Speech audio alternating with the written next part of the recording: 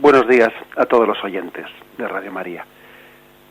Continuamos con nuestra exposición del Catecismo de la Iglesia Católica y lo hacemos hoy en este subcapítulo que tiene como título Jesús y la Ley. Son los números que van del 577 al 582.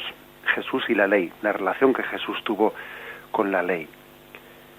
Lo primero que tenemos que decir es, tal y como dice el primer punto, que en el comienzo del Sermón de la Montaña, el Sermón de la Montaña que está recogido en el capítulo 5 de San Mateo y se considera, ¿no?, dentro del cual está el Sermón de las Bienaventuranzas, se considera como la columna vertebral de la predicación de Jesucristo.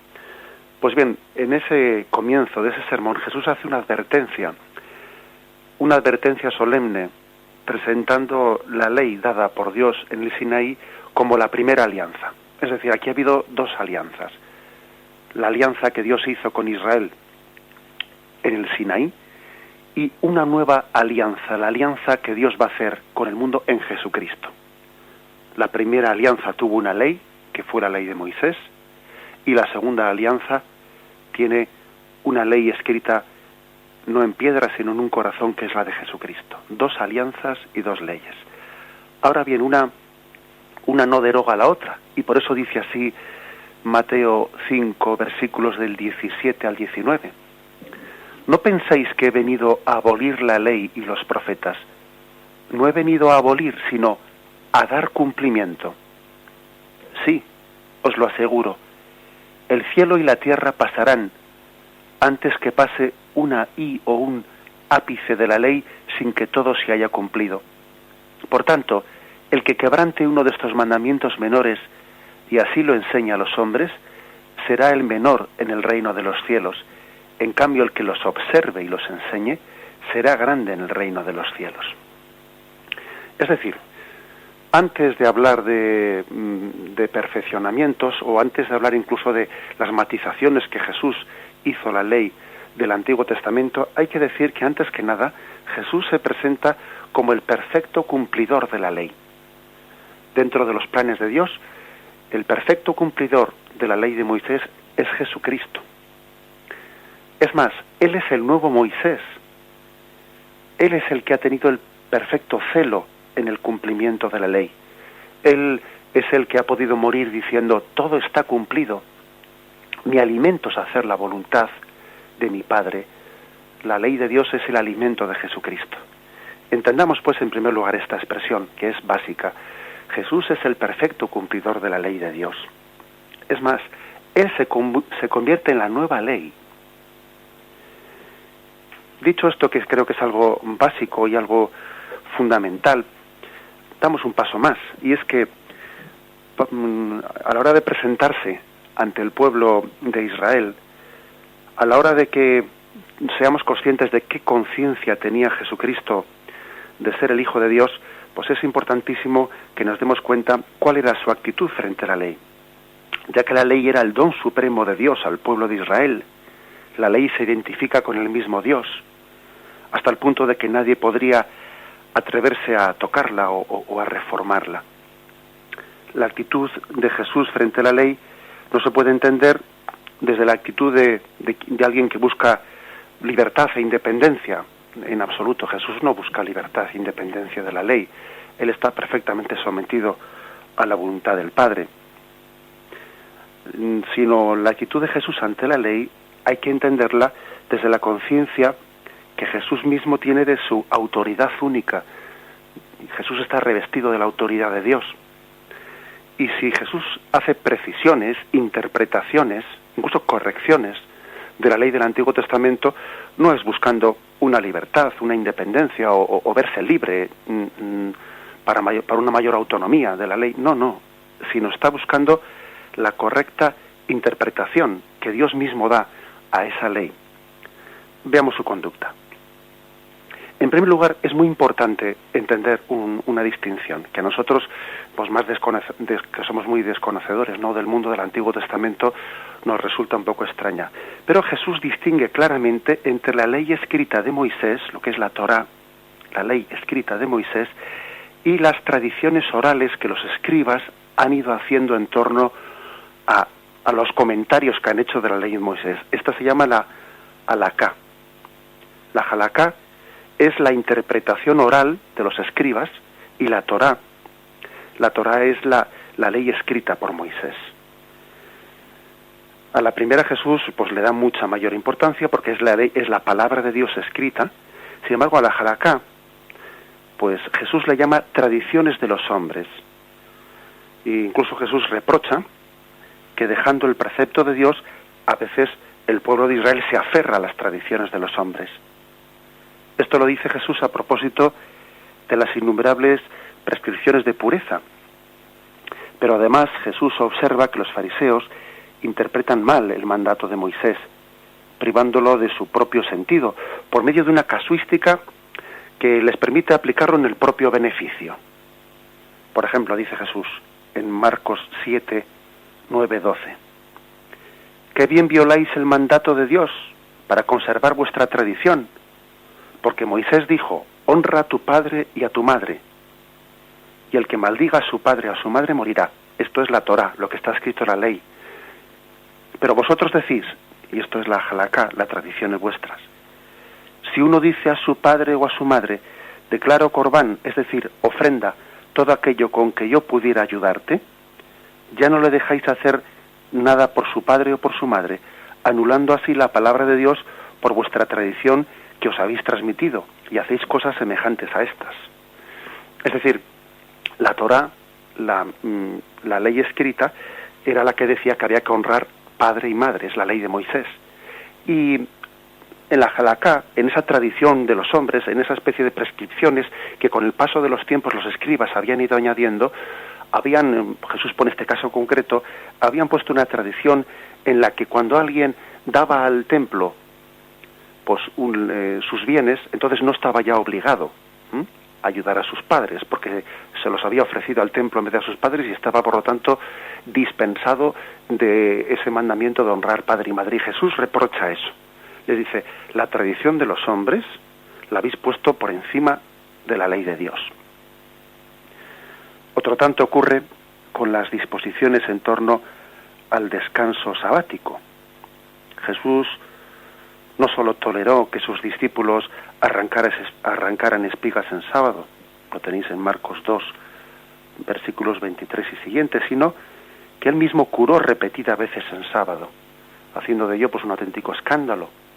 ¿Cómo es que este cura en sábado? Y esta transgresión de la halaká del sábado, porque también se había hecho una interpretación muy extensa en esas tradiciones orales de en qué sentido había que respetar el sábado, cuántos pasos se podían dar, qué cosas concretas se podían hacer, hasta dónde, sin violar esa ley del sábado. Pues bien, hay que decir que la razón decisiva y terminante para que Jesús rechace esa interpretación rigorista, ¿no?, rigorista del sábado, la tenemos en Marcos 3:4. ¿Cuál es? Pues sencillamente esta, vamos a leerlo. Marcos 3:4 nos dice: ¿es lícito en sábado hacer el bien en vez del mal? ¿Salvar la vida en vez de destruirla? Eso le responde a quienes le reprochan. Les reprocha a Jesús el haber curado el sábado. Es decir, la razón última por la que el hombre no está sujeto, ¿no?, a ese cumplimiento escrupuloso, a ese cumplimiento legalista del sábado, es porque el precepto supremo es hacer el bien. Y Jesús reprocha que por estar sumido bajo una concepción legalista del sábado, al hombre se le impide hacer el bien. Verdaderamente nosotros no nos damos cuenta, desde la distancia que tenemos, lo que supuso que Jesús se enfrentase a aquella concepción legalista de la ley y él se presentase como el cumplimiento pleno de la ley, que él diese ese espíritu de cumplimiento a la ley. No somos conscientes de ello. A veces, cuando hoy en día viajamos a Tierra Santa, permitiendo contaros una anécdota, cuando viajamos a Tierra Santa hemos podido ser testigos de lo que es esa concepción. Recuerdo en unos viajes a Tierra Santa habernos alojado en el grupo en un hotel judío, y haber coincidido en ese hotel en el Shabbat, en el día del descanso. Y hubo un número bastante considerable de matrimonios, los judíos ortodoxos, pues se alojaban con nosotros ese día del Shabbat. Habían acudido al hotel para no tener que trabajar y para tener un descanso pleno en ese hotel. Y recuerdo algunas anécdotas de ese día. Por ejemplo, que los ascensores ese día subían y bajaban parándose y abriéndose automáticamente en cada piso, porque el hotel los programaba de esa forma para que nadie tuviese que hacer el trabajo de pulsar el botón del ascensor pues del piso tercero o cuarto, sino que los ascensores subían y bajaban abriéndose en cada piso automáticamente. O también recuerdo la anécdota de haber bajado por la mañana temprano y ver que el televisor del salón, de la sala de estar, estaba dado media vuelta, puesto contra la pared, y le pregunté al director del hotel que estaba allí presente, pues cómo es que habían dado la vuelta al televisor. Era el Shabbat, el día del descanso, y por lo tanto el televisor ese día no se encendía. Y bueno, pues comentándolo con él, le decía, bueno, pues que me parecía un signo positivo, ¿no? El hecho de que también se ayunase en el Shabbat, en el día de descanso, se ayunase de televisión para purificarse también de, pues muchas veces de ese bombardeo mediático que la televisión nos introduce conceptos así, pues no precisamente santos y espirituales, ¿no?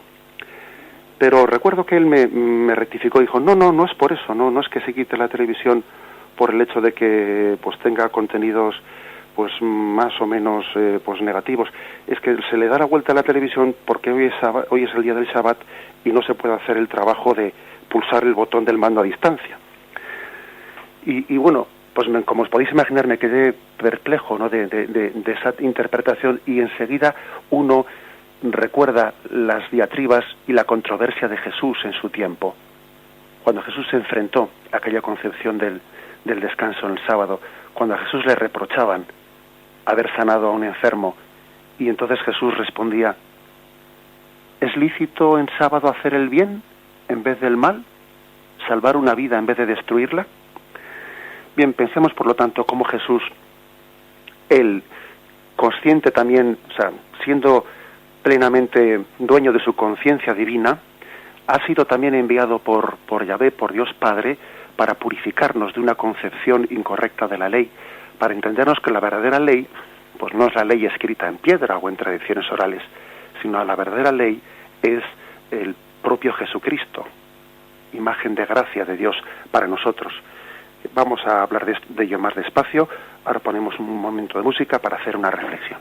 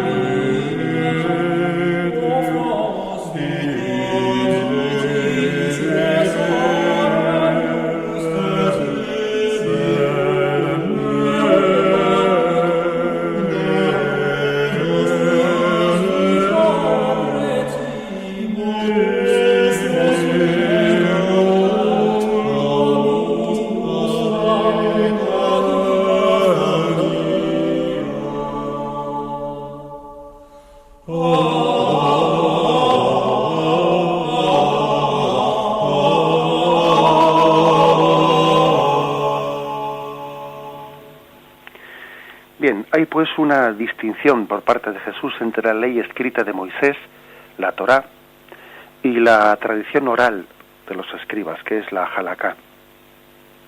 Así como también una denuncia por parte de Jesús del intento de tergiversar el sentido de la ley escrita por medio de una casuística una casuística interpretada siempre en beneficio propio. Pero la actitud de Jesús va todavía más allá. Jesús no solo critica pues esa tradición oral de los escribas que pretendía ponerse por encima de la ley de Moisés, no solo critica esa halaká, sino que también llega a purificar o a derogar cierta parte de la ley escrita. Por ejemplo, hasta el punto de suprimir la ley del repudio que Moisés había permitido, dada por Moisés. En Deuteronomio capítulo 24 vemos cómo Moisés permitió el repudio del hombre hacia la mujer en distintas circunstancias. Sin embargo, Jesús dice, por vuestra dureza de corazón permitió Moisés el repudio, pero en un principio no era así. Dios los quiso hombre y mujer, unidos para siempre. Por lo tanto, lo que Dios ha unido, que no lo separe el hombre.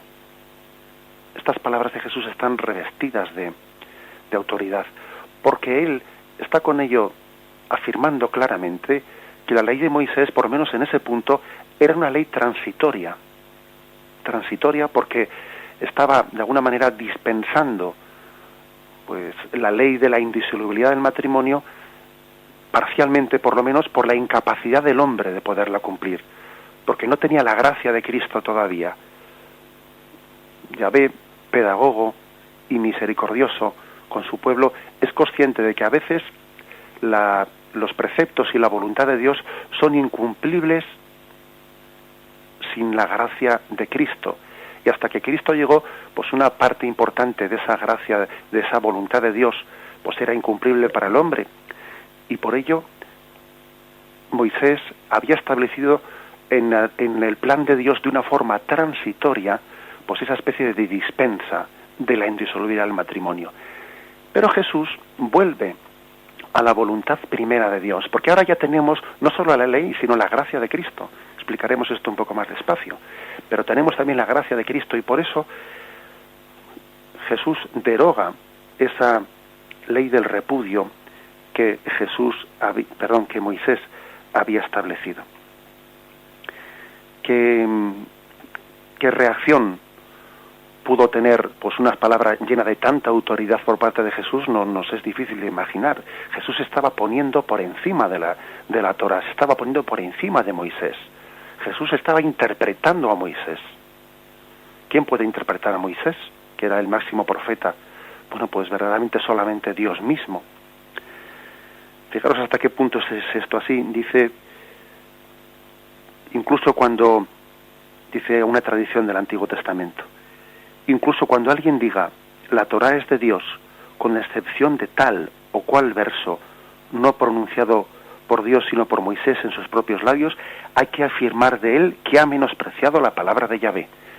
Es decir, le podían acusar a Jesús de haber menospreciado la palabra de Yahvé por haberse atrevido a corregir o haberse atrevido a decir que aquello que dijo Moisés era transitorio y que ahora él venía a dar pues lo que iba a ser pues la ley eterna del amor indisoluble en el matrimonio. Asimismo, Jesús anula la misma ley de Moisés sobre el tema de la pureza, con esta expresión suya: nada hay fuera del hombre que entrando en él pueda hacerlo impuro, sino lo que sale del hombre es lo que hace impuro al hombre. En toda la transcripción judaica, incluso también en la Torá, en el libro del Levítico, se había desarrollado pues toda una especie de prescripciones de pureza e impureza. No me refiero en el sentido ya sexual de la palabra, sino en el sentido de todo lo que podía ser la suciedad, el alimento, como fuente de impureza para el hombre. Pues bien, Jesús, de una manera muy clara y muy rotunda, viene a decir que no es impuro lo que entra de fuera al hombre, no es impuro determinado alimento. Fijaros lo que es para el mundo judío. Para el mundo judío, pues el cerdo, un animal que entiende como radicalmente impuro.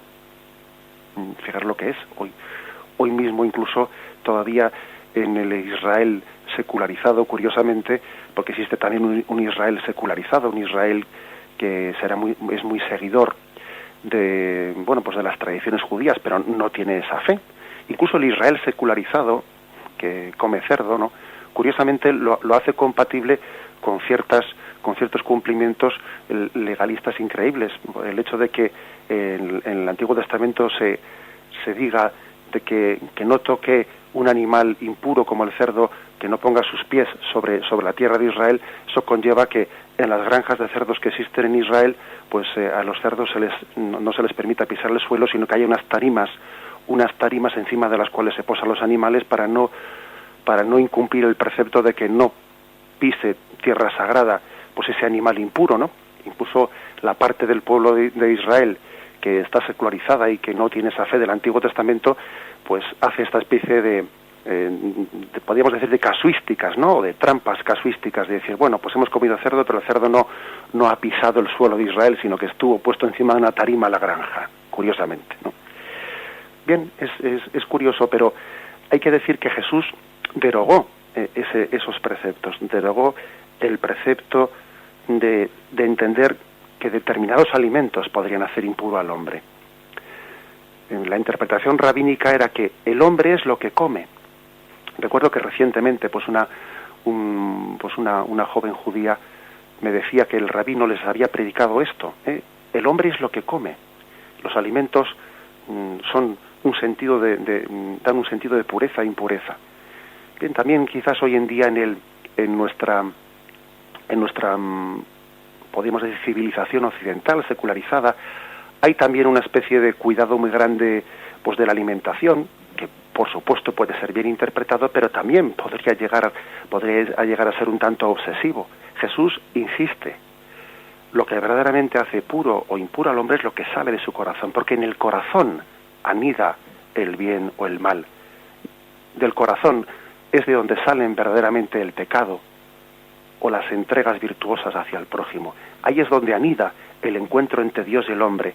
Jesús está predicando una moralidad no de obras externas, sino una moralidad que nace del interior de la conciencia, del corazón del hombre. Es un verdaderamente profeta de interioridad, Jesucristo, que empalma también con la denuncia que muchos profetas en el Antiguo Testamento ya habían hecho sobre la superficialidad con la que el pueblo de Israel podía llegar a vivir el cumplimiento de la ley. Pues por eso pues Jesús es el profeta del corazón, el que sana el corazón, y el que desde un corazón sanado a la imagen del corazón de Cristo quiere dar una visión radicalmente distinta del cumplimiento de la ley. Lo meditamos un momento.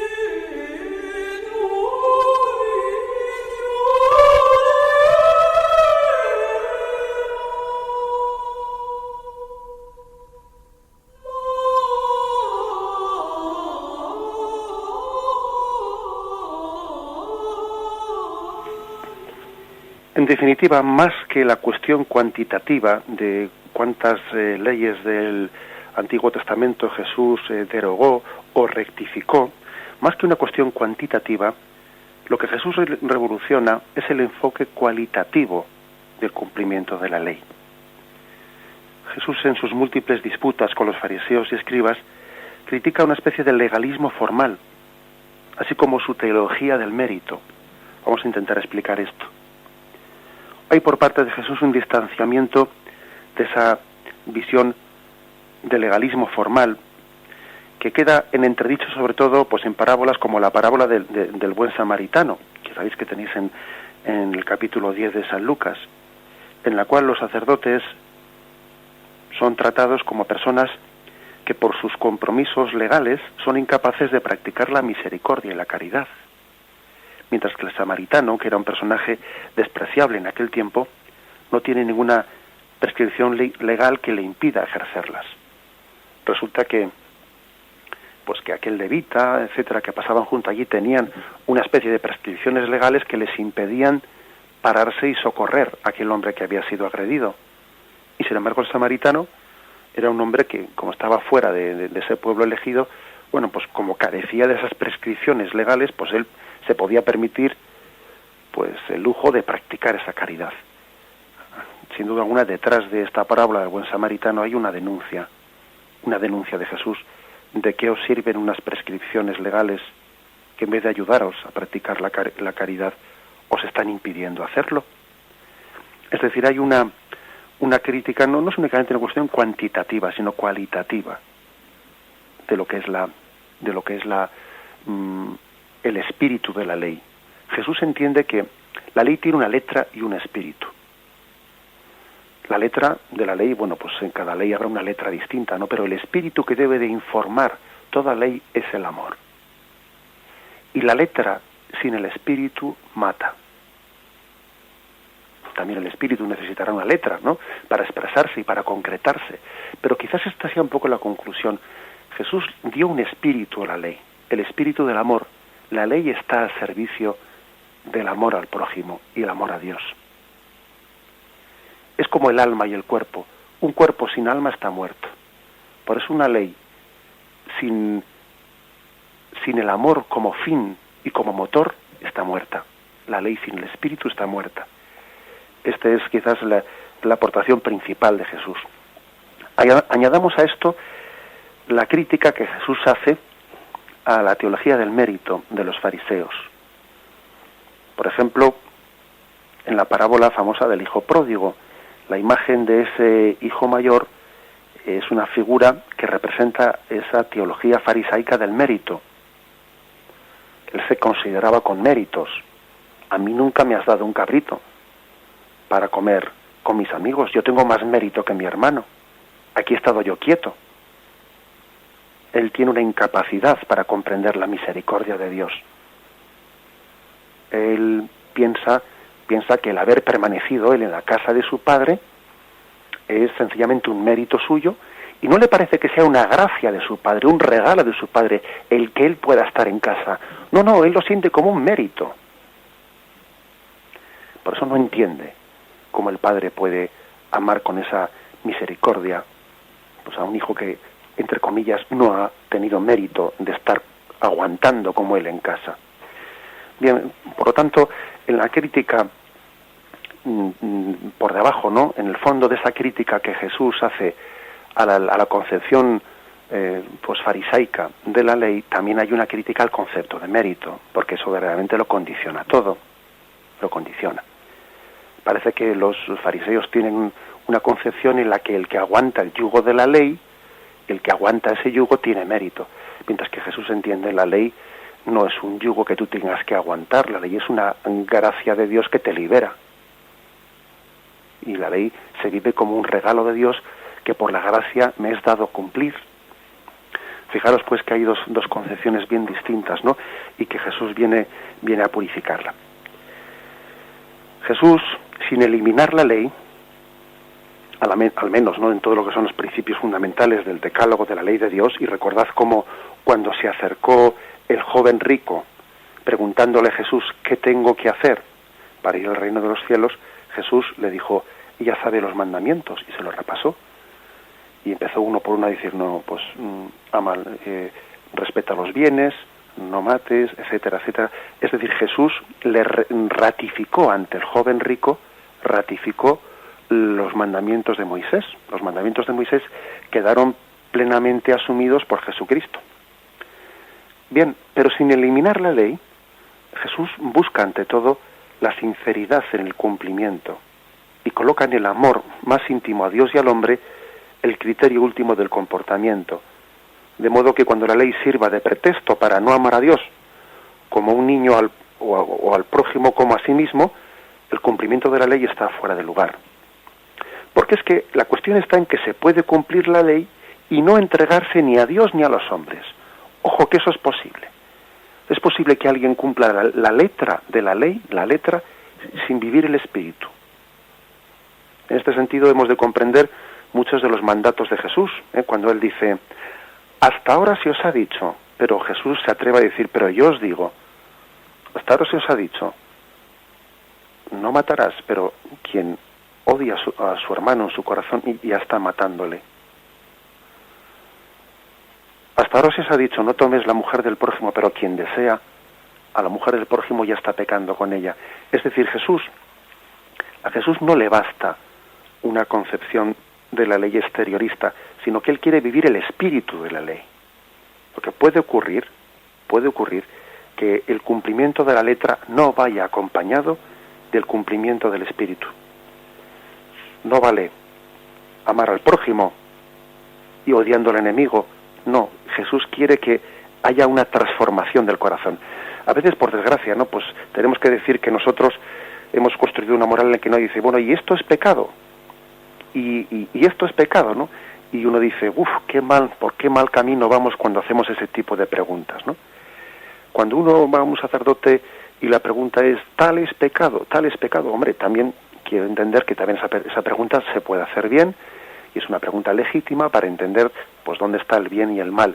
Pero cuando nuestra forma de acercamiento a Dios es esa, tenemos un gran peligro de estar intentando cumplir la letra de la ley sin cumplir el espíritu de la ley. Nosotros, más que hacer la pregunta de esto es pecado, ¿puedo hacer esto sin pecar? Más bien la pregunta es, ¿esto le agrada al corazón del Señor? ¿Al Señor le agrada esto? Qué distinto, ¿verdad? Es hacer la pregunta de una forma o la otra. ¿Puedo hacer esto sin pecar? O preguntar, ¿esto le agrada al corazón del Señor? No se trata únicamente, pues, de cumplir una letra, sino hemos de avanzar en el cumplimiento del Espíritu. No es, pues, que Jesucristo suprima la ley, sino que la amplía en su universalismo, la perfecciona en sus intenciones y, sobre todo, exige que el hombre obre como consecuencia de su filiación divina. Para nosotros la moral no es el cumplimiento de una serie de preceptos, sino que es el obrar lógico de los hijos de Dios. Un cristiano obra como hijo, según la santidad misma de Dios. Por ello, la lógica de las bienaventuranzas va más allá de la lógica de la ley, ¿no? Y responde a una limpieza de corazón, que solo como don recibimos de Dios. El que quiera saber cuál es el espíritu de la ley del Antiguo Testamento que Jesús quiso dar, ¿no? Pues que vea las bienaventuranzas. Y las bienaventuranzas son el corazón de la ley. Quien vive la ley desde las bienaventuranzas entiende lo que Jesús quiso decir. Es la moral que ofrece no solo la norma a cumplir, sino un principio interno que da la capacidad para obrar. Esta es la lógica no de la justicia humana, sino del amor inmerecido de Dios. Pues bien, vamos a meditar en ello, porque creo que aquí hemos llegado a entender que a un culmen de esta exposición, ¿no? Que Jesús mismo es la ley en persona. Jesús mismo lo es. Cuando él dice, cielo y tierra pasarán, pero mis palabras no pasarán. Jesús está colocando su palabra en el lugar de la Torá. Jesús mismo es la ley de Dios. El que oiga estas palabras mías y las ponga en práctica será como el hombre prudente que edificó su casa sobre sólido fundamento. La ley, en definitiva, es Cristo. Vamos a meditarlo un momento.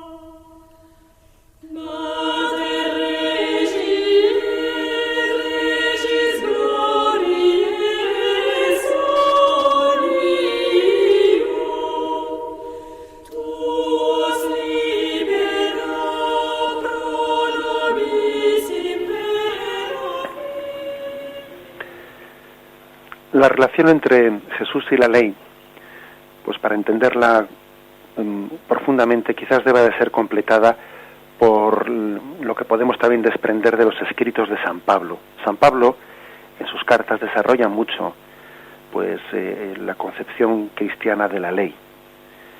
Él había tenido bastantes controversias, especialmente en Galacia, con oponentes judio-cristianos que le criticaban porque decían que San Pablo no respetaba la ley. Cuando San Pablo se decidió pues el bautizar a los gentiles sin hacerles cumplir las prescripciones pues de la circuncisión y otras muchas prescripciones legales del Antiguo Testamento, fue objeto de una fuerte crítica, y eso pues, originó una controversia importante, ¿no?, dentro de la Iglesia primitiva. Hasta qué punto los bautizados tenían o no obligación de cumplir ciertas prescripciones del Antiguo Testamento. Y finalmente pues todos sabemos qué es lo que determinó la Iglesia. Pero bien, la afirmación clave de San Pablo es que el hombre no es justificado sino por la fe en Cristo y no tanto por las obras de la ley. Esa es la afirmación de Gálatas 2:16 y Romanos 3:28. Nos justifica la fe en Jesucristo, no las obras de la ley. Se está enfrentando Pablo con una falsa representación, ¿no?, pues de lo que es la economía de la salvación, según la cual el hombre merecía su propia justificación por la observancia de la ley, siendo así que en realidad somos justificados gratuitamente por el sacrificio redentor de Jesucristo. Esta es la clave De poco nos serviría a nosotros un cumplimiento legal de unas prescripciones, de poco nos serviría no haber roto un plato en la vida, no haber roto ni un solo plato en la vida, que ya sabemos que por otra parte es imposible porque todos somos pecadores. Pero imaginémonos un imposible. Imaginémonos pues que fuésemos absolutamente inocentes de incluso de pecados veniales, ¿no?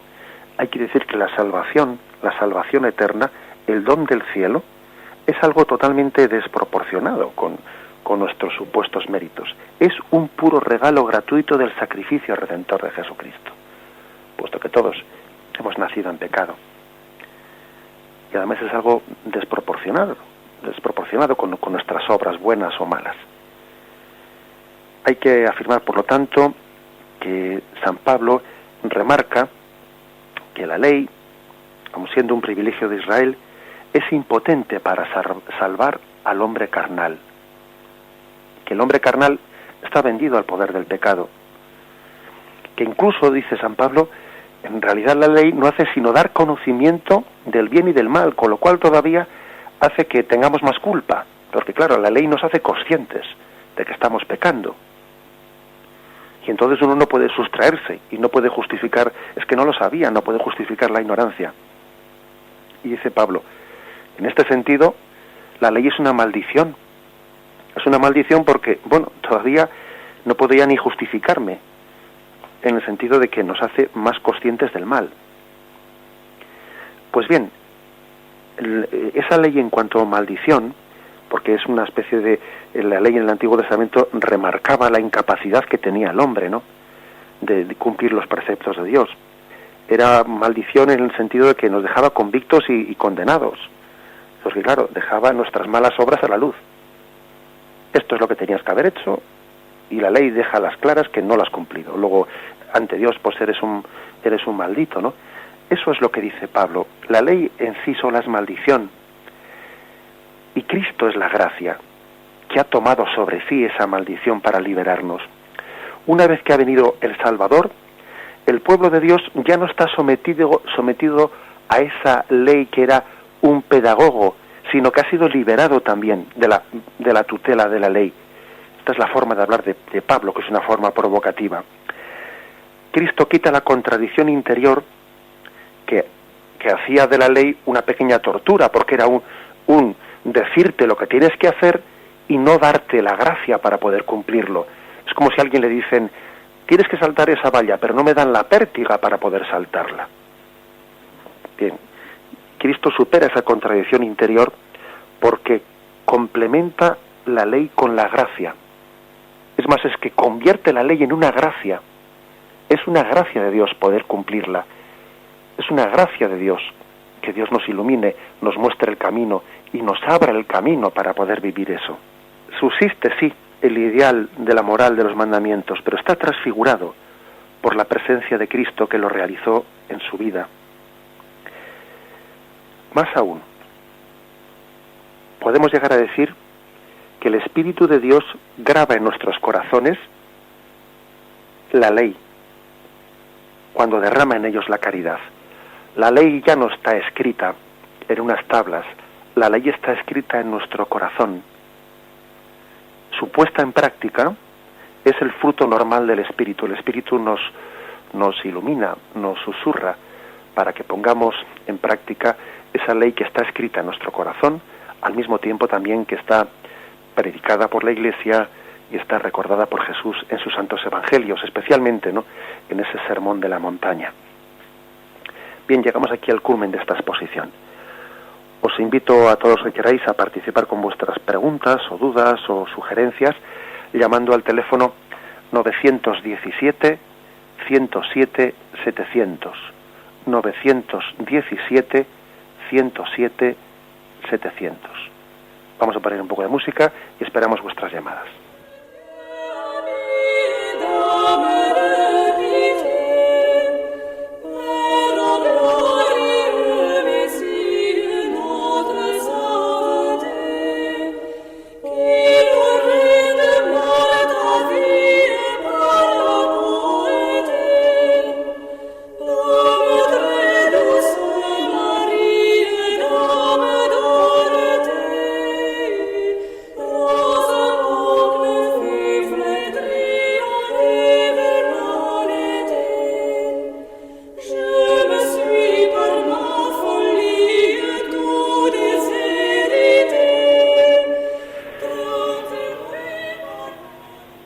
buenos días, ¿con quién hablamos? Hola, buenos días, Padre José Ignacio. Buenos días. Inocencio, llamo de la Rotava, Tenerife. Sí. Mire, perdón, Sí. esto, cumpliendo la ley de Dios que nos deja, como usted dice, grabada en el corazón, bajo mi punto de vista, en opinión personal, pienso que nos sentiríamos como más relajados, más reconfortados, ¿no? Porque hoy en día hay muchas cosas que yo creo que nos apartan, aparte del consumismo, cosas políticas, un montón de cosas más, ¿no?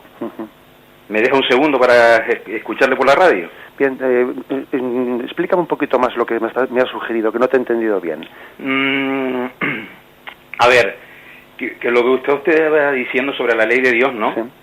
Que nos lo mete en el corazón, Sí. bajo la Trinidad, ¿no? El Padre, Hijo y Espíritu Santo, que son una sola persona, Sí. que nos sentiría como más relajados, más reconfortados por dentro. Sí. Aparte de que hoy en día vivimos en una sociedad, o globalmente en todo el mundo, que hay muchas cosas que nos hacen separarnos de todo esto, ¿no? Sí. De acuerdo. Bien. ¿Me deja un segundo para poner la radio? De acuerdo. Vale, gracias. Sí, muy bien. Creo que ya le he entendido un poco a nuestro oyente pues la reflexión que nos hace, ¿no? Fijaros, yo diría una cosa. Vamos a ver, me atrevería a decir que entender que la ley está grabada en nuestro corazón es importantísimo, porque muchas personas piensan que la predicación de la Iglesia son un cúmulo de preceptos que nos vienen desde fuera. Y dicen, mira, ahí están los cristianos. No tienen más que obligaciones y prohibiciones. Entonces parece como que la predicación cristiana les quita la libertad, porque parece como si viniesen desde fuera, ¿no?, una serie de leyes que vienen a coartar su libertad. No, eso no es cierto. La ley está escrita en nuestro corazón. Por lo tanto, la predicación de la Iglesia no hace sino recordar lo que está escrito dentro de nosotros. Si no es que, claro, estamos hablando de algo, de una moral exteriorista, ¿no? Como si, nos olvidamos de que Jesús viene a conectar en su predicación con eso que está escrito en el corazón del hombre. El anhelo del hombre de felicidad es respondido desde la predicación de Jesucristo.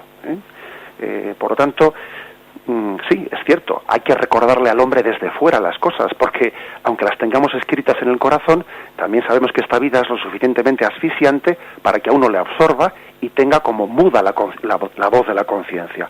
Ojo, que la voz de la conciencia se puede acallar con todo este montaje que tenemos en esta vida. Por lo tanto, la Iglesia, desde fuera, tiene también que recordar y predicar la palabra de Cristo. Pero es una palabra de Cristo que si el hombre sabe escucharla bien, pues va a venir a conectar con lo que está escrito dentro del corazón de nosotros. No es como un meteorito que viene de fuera, no. Es suscitar lo que en la conciencia todos tenemos escrito. Creo que esto es importante, este matiz. Bien, ¿tenemos alguna llamada más? Sí, padre, tenemos 2 llamadas. Bien, adelante. ¿Con quién hablamos? Buenos días, ¿soy yo? Buenos días, sí, eres tú. Soy Consuelo de Madrid. Mire, quería pedirle que nos aclarase lo de las bienaventuranzas, porque yo creo que no las entiendo bien. Quitando, por ejemplo, la de ser, pobre de espíritu, humilde, ¿no? Pero los que lloran, todos tenemos problemas. Los que tienen hambre y sed de justicia, todos las tenemos. Los que padecen persecución por la justicia, pues, no lo entiendo bien referido al tiempo actual. Ya, bien, de acuerdo, bien, te respondo por la radio, Hasta luego, Consuelo. Bien, pues vamos a ver, lógicamente, pues una explicación profunda llevaría mucho tiempo, pero yo creo que hay que entender todas las bienaventuranzas con referencia a la primera, que tú ya has dicho que es quizás un poco con la que más pues conectas con ella, ¿no? Bienaventurados los pobres de espíritu. Evidentemente el resto de las bienaventuranzas, bienaventurados los que lloran, bienaventurados los perseguidos, etcétera, etcétera. Bien, todas esas bienaventuranzas son bienaventuranzas y no son en la medida en que se vivan con esa pobreza de espíritu, porque una persona puede llorar pues por absoluto amor propio, por la no aceptación de la voluntad de Dios, por ejemplo. Entonces ese llorar será materialmente pues un llorar pues que no le va a santificar, sino más bien está haciendo lo contrario, Por lo tanto, ese tipo de bienaventuranzas a las que tú dices de cómo se aplican las circunstancias actuales, pues evidentemente es en la medida en que son vividas en consonancia con esa pobreza de espíritu, ¿no? Bienaventurado el que llora quiere decir pues aquel que aunque en esta vida,